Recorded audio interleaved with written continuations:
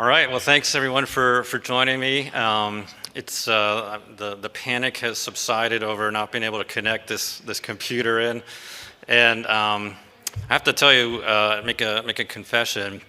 I'm not just wearing this sweater to advertise. This is literally all the warmest things that I brought, figuring it's spring in Milwaukee, how bad could it be? So I learned a lesson.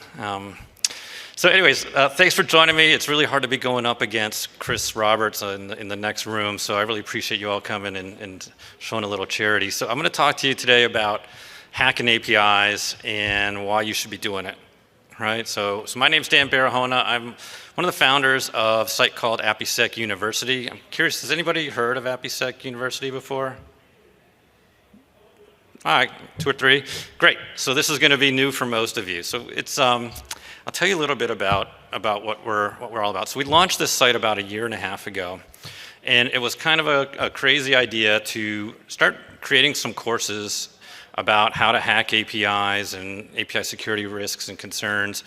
And we must have hit a nerve or something because it really took off. And here we are 1.5 years later, 75,000 students.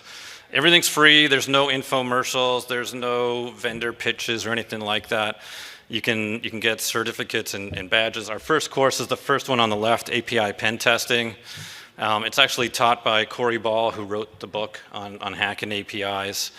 And we've added a bunch more, right? There's PCI courses, there's OWASP top 10 courses, documentation, even connected cars, which are all powered by APIs. So if you haven't checked out APIsec University, definitely give it a try, and hopefully you'll find some interesting content there.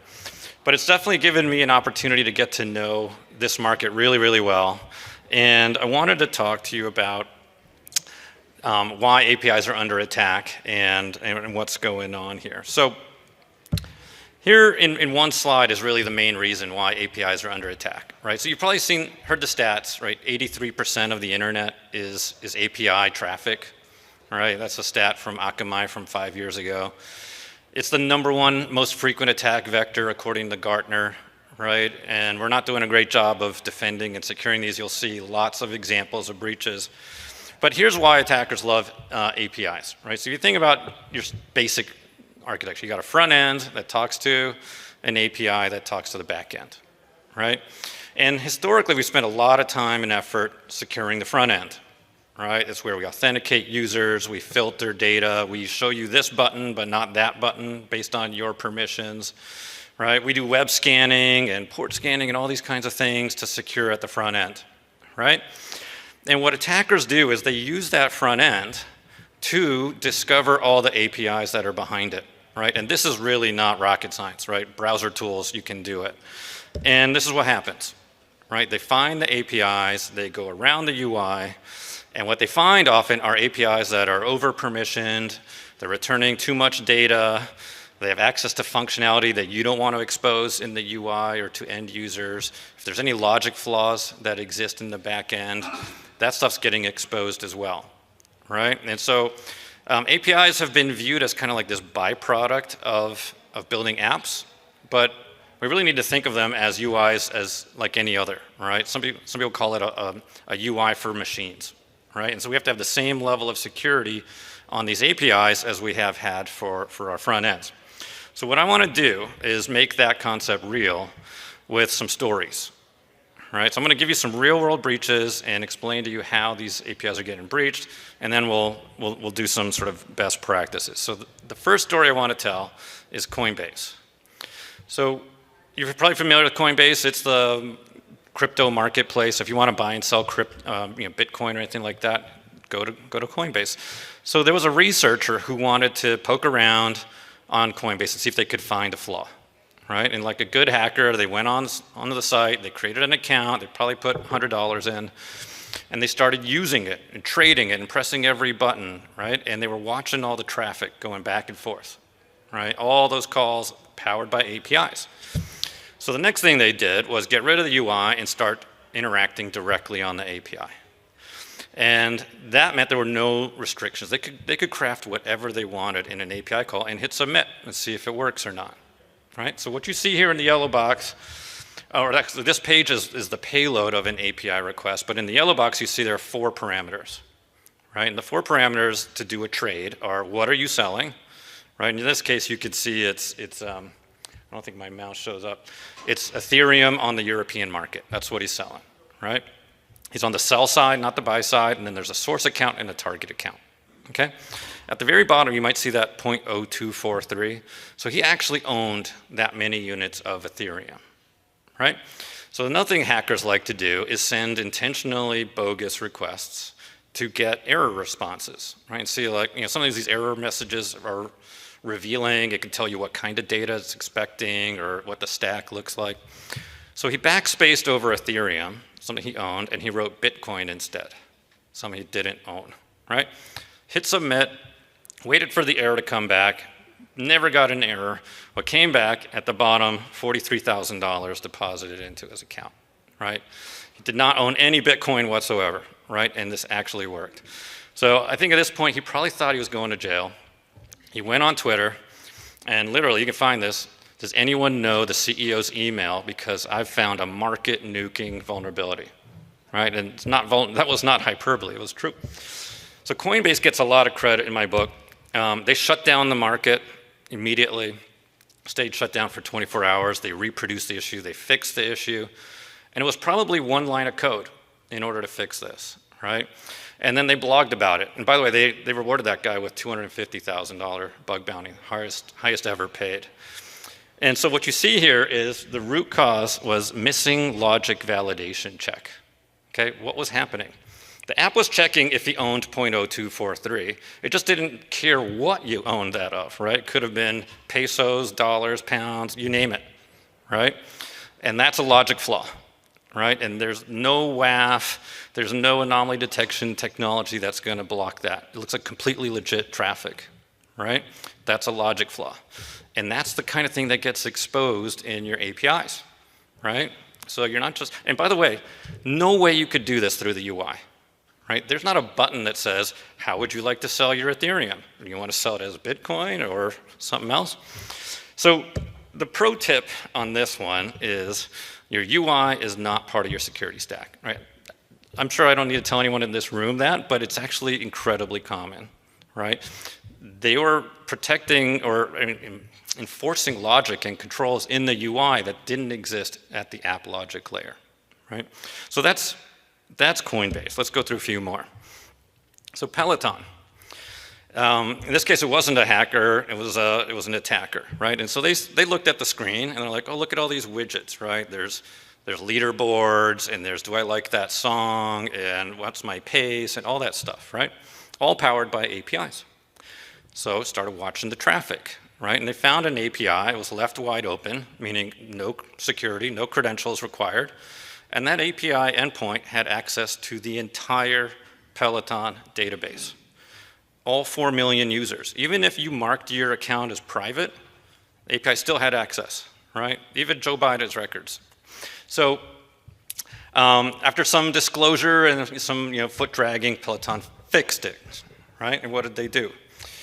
They secured the endpoint, right? So it used to be wide open, the door unlocked, and now they lock the door, right? So I gotta be Dan if I'm gonna use that API, which by the way, very easy to do. Anyone can create an account, it's free.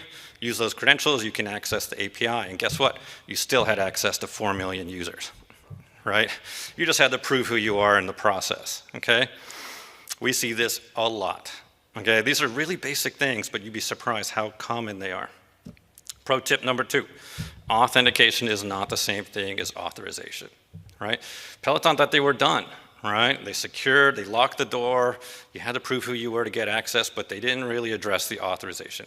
Like, probably I should only be able to see my records, right? I shouldn't be able to see yours, anybody else's, okay? Both of these are examples of OWASP API number 1, if you're familiar with that, which is broken object level authorization. It's basically, can user A access user B's records, right? Or can I trade on an object that I don't own? All right, so next example is Duolingo. I appear in an awful lot of these breaches, unfortunately. So y'all know Duolingo is the language learning app. They lost 2.5 million records, okay? Turns out somebody found an API behind the scenes that if you supplied an email address to it, it would respond if they're a Duolingo user and everything they know about that user. So I'm a Duolingo user, so I hack myself. And this is what it looks like. I mean, I'm not technical, I promise you, and even I could do this. You could do it from a browser. This is actual me hacking me, right? That's my actual email address. And if you went to that URL and plugged an email address in, I'm sure we have some Duolingo users in the room, it would return no question asked, no challenge, nothing, right? And the remarkable thing about this is, there's a lot of press, you can go look it up, right? Tons of it. Duolingo's like, what's the big deal? There's nothing valuable here, there's nothing sensitive in there, no home address, no phone numbers. Well, you can see that I've got a 600-day streak, I'm learning Italian, I should be fluent by now. But what happens is this is like phishing scammers' dream, right? Because they have my email address and they have everything about me, right? And I tell my kids, like, imagine you get an email that says, congratulations, your 100th day, special gift just for you, right? Guaranteed my kids are gonna click on that, right? I might click on that. So this is an example of OWASP number 2, which is broken authentication.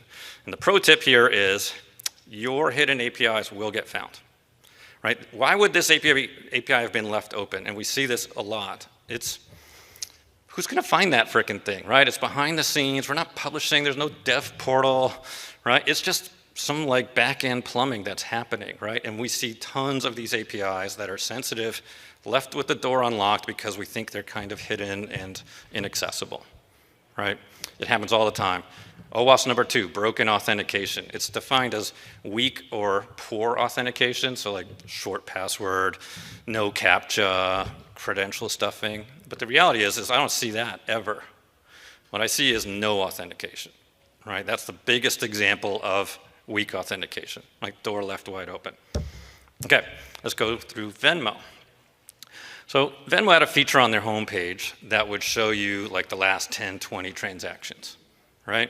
I don't know why anyone would want to look at my, buy pizza or paid my barber or something, but you can, right? And they would filter out all the sensitive bits. So maybe I have my first name, but not my last name, no account details or anything like that, right? Turns out there was an API for that. And you can see here, this person found it. And much to their surprise, no authorization, no credentials, just wide open. But the thing is when you query the API directly, you don't get anonymized data, you get the entire record. First name, last name, everything, right? So what did they do? They wrote a script. And they harvested 200 million transactions from Venmo. They even like had websites to track drug deals on Venmo using this API, right? So the pro tip here is do not filter in the UI, right? They just used a general purpose API that would return the entire record and said, okay, developer, take what you need of this and leave the rest behind, right? That was public facing and they basically exposed the entire database in the process. That's OWASP number 3, excess data exposure, right?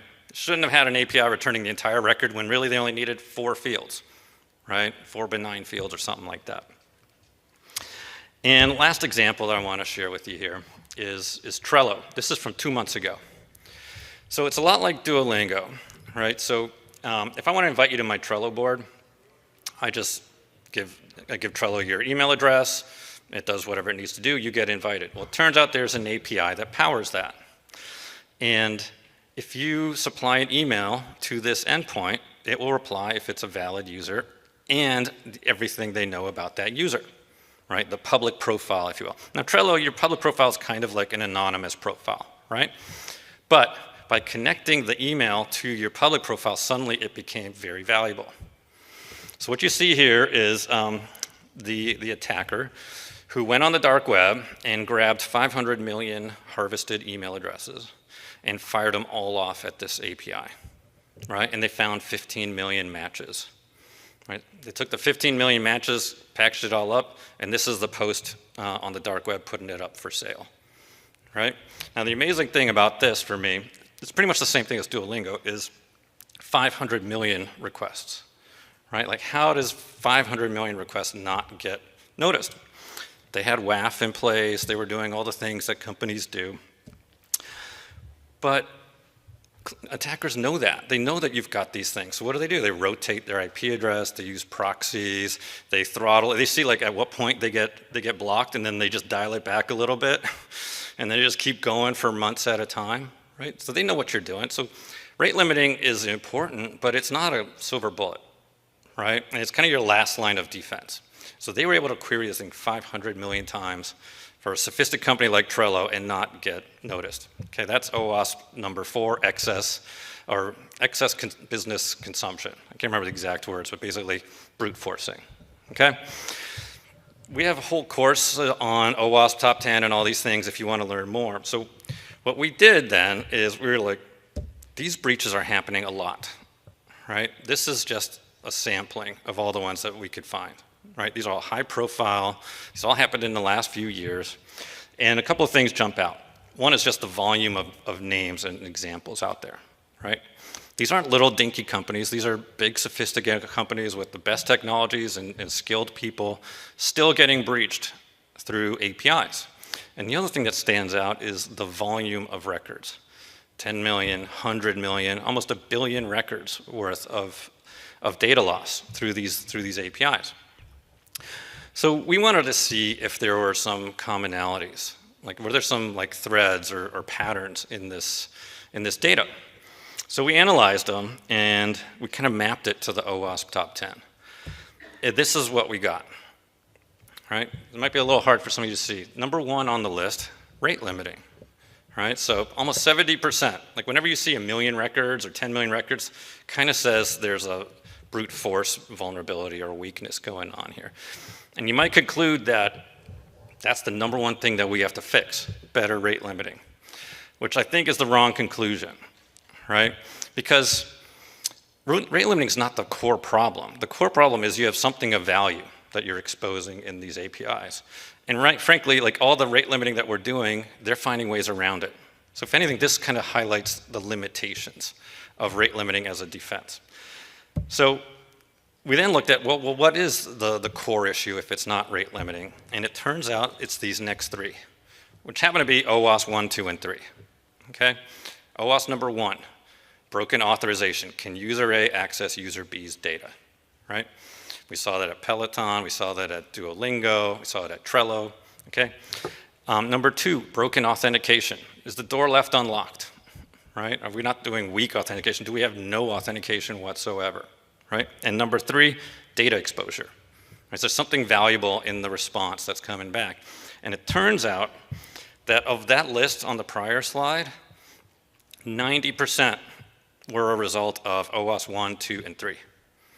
Right? So if you were to tackle that alone, right, you would have prevented 90% of those breaches.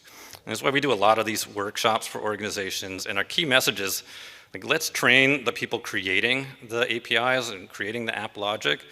Like, they don't need to be security gurus or experts, but if they understand OWASP 1, 2, and 3, you've already elevated the game significantly, right? So then we looked at what's the best way to tackle OWASP 1, 2, and 3, right? So this is a very simple life cycle of an API, right? From birth, right? We're defining a brand new API all the way through retirement, right? We don't need it or it's versioned out. And we looked at what were the security things you can do at each step of the way. So, all right, let's say we're brainstorming a new API. We're all sitting at the whiteboard. We're having a conversation. And hopefully security is there in the room, right? And you're talking about, like, what's the least amount of information we need to provide and how do we make sure we're protecting it, and you're doing all that good stuff. Okay, great. You're building it with security in mind. So then you go to coding. Right, so you're starting to code the application, you're doing your code reviews, and you're doing your static code analysis, and you're looking for vulnerable libraries and composition and all that kind of stuff. All very important, right? It's standard practice. Not one of those breaches, though, was a vulnerable library or a SQL injection or some common kind of thing, right? So you should do your security code reviews, but that's really not going to protect you against these things. So then you get into testing. And this is where we think the biggest gap exists, right? Because our legacy DAST tooling, dynamic testing tools, it looks for basic stuff. cross-site scripting, buffer overflows, SQL injection, right? All that kind of stuff. None of those breaches was that, right? So now you're left with what else can we do? Manual test. Let's hire some pen test firms, right? You might bring a pen test shop in once or twice a year. Maybe they know how to test your APIs. Meanwhile, you're releasing code 52 times a year or 300 times a year, right? That's a lot of code that's not getting tested. Okay, that's why we think there's this big gap between development and deployment, right? And once you're past that, you're in deployment, product's live, right? You got your WAF, you got your gateway, and it's doing what it can, right? It's gonna try to detect and block, it's gonna authenticate users, but that's kind of your last line of defense. So we then looked at, okay, let's bring it back to this OWASP 1, 2, and 3, authorization, authentication, data exposure. Where can you actually effectively detect and mitigate these things, right? Turns out in runtime is not that good, right? Like, how do I detect user A accessing user B in runtime? My WAF's not that smart, right? Like, take Coinbase, right? That guy sold an asset he didn't even own, right? And nothing detected that, right? It's really hard to do that in runtime. It's not a lot of context, but you can do it in this gap, the testing gap. Can you test for authorization? Sure. Here's the test. Log in as Dan and try to access Alex's records, right? If that works, you know you've got authorization flaw, right? That's the test. Now, of course, you will need to automate and iterate and cover every combination. Authentication, easy. Go to every single endpoint and query it with no credentials and see if it works, right? Now repeat that every release, right? Excess data exposure. Query every API you got, get the response, and analyze it. Is there account details in here, names, emails, whatever you consider to be sensitive? So it's all shining a light onto, like, there's this gap that we have on testing, and that's actually the best place to address this. And so there's this report from Rapid API. You can find it at stateofapis.com. And this kind of reinforces, right? So the vast majority of the testing that we do on APIs is positive testing or happy path testing, right? Does the app work? Can I sell Bitcoin that I own? Great, yes, check, let's ship it, right? But way down here at 4% of all testing is security testing. Can I sell Bitcoin that I don't own, right? That test doesn't get run, right? And product gets shipped, it goes live, and then you see what happens to it, right? So the moral of this whole story, if you haven't gotten it yet, is you should be testing, right? And it's not enough to be doing it by hand. If you think about a typical API, let's say you've got a banking app. You've got 100 endpoints. Check my balance, do a transfer, deposit a check, find the nearest branch. Like, easily there's 100 endpoints, right?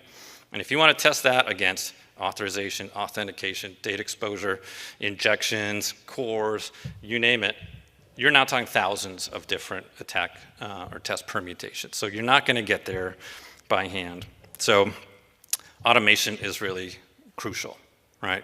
We want to keep up the testing with the pace of development.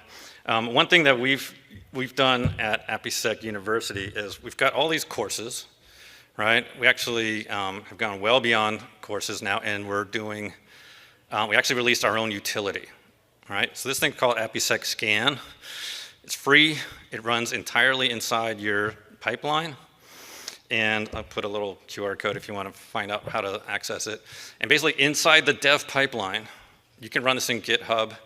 It will scan and test your API live and return the results inside the pipeline, right? Nothing SaaS, it's all local on your system, right? But this is the vision of shifting left, right? Like, how do we get this vulnerability discovery to happen earlier and earlier and earlier? So if you want to learn more, go check it out. I wanted, as I wrap up here, how are we doing on time? Oh, my watch died. There's a couple last things I wanted to share with you. One is we are actually inviting you all to our own APIsec You can tell we're really fans of APIsec name. So APIsec is it's a virtual conference. You can join from wherever you are, totally free.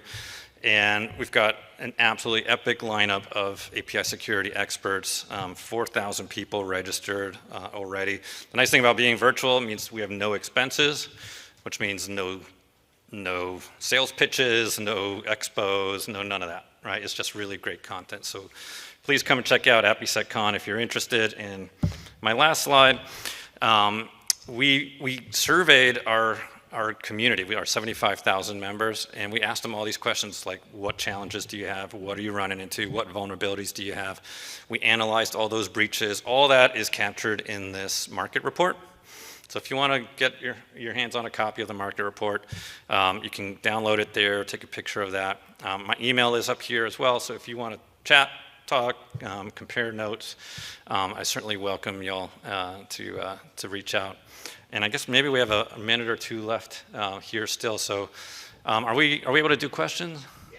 Right? We got 30 minutes left. 30 minutes? No. You're like, no, you don't. Back there. Oh, you're just saying 5. I thought you were saying, I got a question. Sorry. Sir. Oh, documentation in terms of like a vulnerability or? Yeah, one of the issues I've seen is when a developer modifies an API, they fail to update like their OAS, their flaggers. Yeah. It's a huge issue I've seen. And another thing, if you retire an endpoint or you create a new endpoint, you don't document it either. Yeah, you still have something out there. Yep.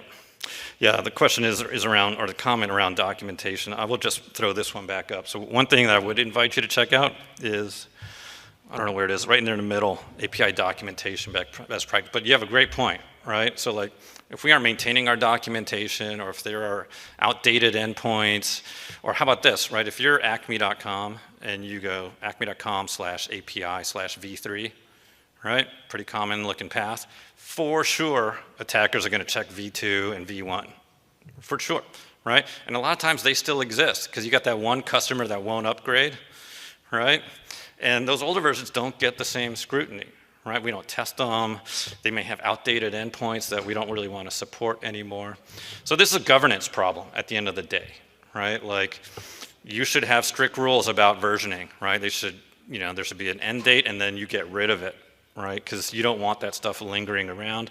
You should be maintaining all your APIs in a gateway or something like that, where like it's well defined, it's well documented. You shouldn't have random ways for different groups to post APIs live, right? Whenever I hear about shadow or rogue APIs, that's a governance problem, right? Like, there should be one way at your organization to stand up APIs, right? And avoid this kind of random deployment. Any other questions? Yeah. How do you tackle shadow APIs, not from the inside out, but outside in, or from an attack surface? So I guess this comes down to like discovery, API discovery. Like, how do you find all the APIs that you've got? So that's the difficulty, right? So you may have a lot of APIs. Yeah. How would you think large organization? Yeah. Yeah, how do you find all those APIs? So that's probably the number one question that we get. Like, how do we find, especially security teams, like, we don't know what APIs we got, right? And there's not one answer to that question, right? There's multiple answers, right? I did a session with Kroger recently, and they had that same problem. They actually presented this. First thing they did was they walked over to the dev team and just said, okay, what have you got? What have you got? What have you got? Now, it sounds a little cumbersome, but the people creating the APIs, they know what they've created. Now, you're probably not going to get 100%, right? But you're going to get somewhere, right? The other approach is maybe we can sniff and watch the traffic and identify APIs. And I recommend everyone talk to their WAF vendor, because a lot of them are adding API discovery to their product. They're already sitting on the wire, right? It's just another algorithm, another analytics that they're putting on it. So I know F5, they've acquired companies. So a lot of your WAF vendors are actually embedding API capabilities in there, right? There's scanning the repos, right? You can actually scan GitHub and GitLab and things like that, and you can identify them. So there's not really a solution to this. A lot of security teams are like, oh, let's just buy this technology and plug it in all over the place, and it will give us the magic complete thing. It doesn't work like that, right? Whenever I hear security teams say, we don't know, I'm like, okay, let's ask the VP of engineering. They have a pretty good idea. And I would start with your like meat and potatoes. If you're a bank, right, you know you got a mobile app, you've got web banking, like start there, right? You don't need to worry about these random things. Like focus on the meat and potato ones and lock them down and get them secure. It looks like I'm out of time here, so I want to make sure I don't bleed into the next speaker. So thank you all so much. I really appreciate it.